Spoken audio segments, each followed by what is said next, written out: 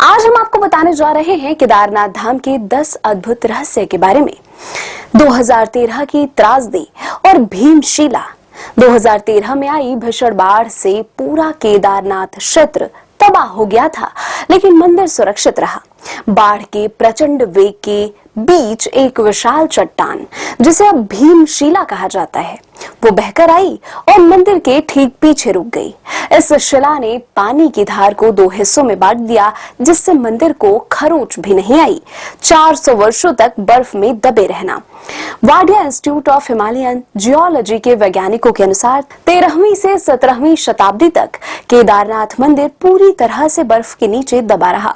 400 साल तक बर्फ के नीचे दबे रहने के बावजूद मंदिर की संरचना को कोई नुकसान नहीं हुआ, जो कि एक इंजीनियरिंग चमत्कार है।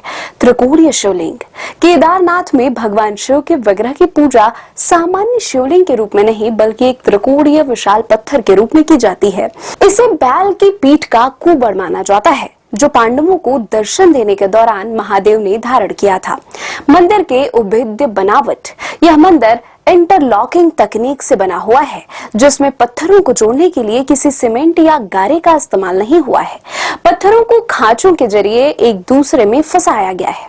यही कारण है कि यह मंदिर भूकंप और आपदाओं के झटकों को झेलने में सक्षम है। अखंड ज्योति का रहस्य।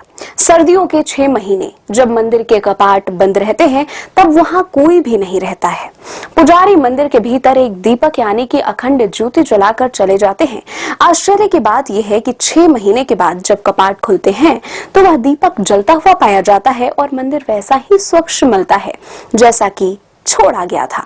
पांडवों द्वारा निर्मित प्राचीन मंदिर। पौराणिक मान्यताओं के अनुसार इस मंदिर का निर्माण पांडवों ने अपने पापों से मुक्ति पाने के लिए किया था। बाद में आदि शंकराचार्य ने 8वीं शताब्दी में इस मंदिर का जीर्णोद्धार किया था। भैरवनाथ, क्षेत्र के रक्षक। मंदिर से कुछ ही दूरी पर भैरवनाथ जी का मंदिर है। माना जाता है कि जब सर्दियों में मंदिर के कपाट बंद होते हैं, तो भैरवनाथ ही पूरे केदार घाटी की रक्षा करते हैं।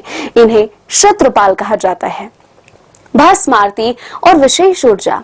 केदारनाथ की मिट्टी और वहां की हवाओं में एक विशेष प्रकार का चुंबकीय और आध्यात्मिक खिंचाव महसूस किया जाता है।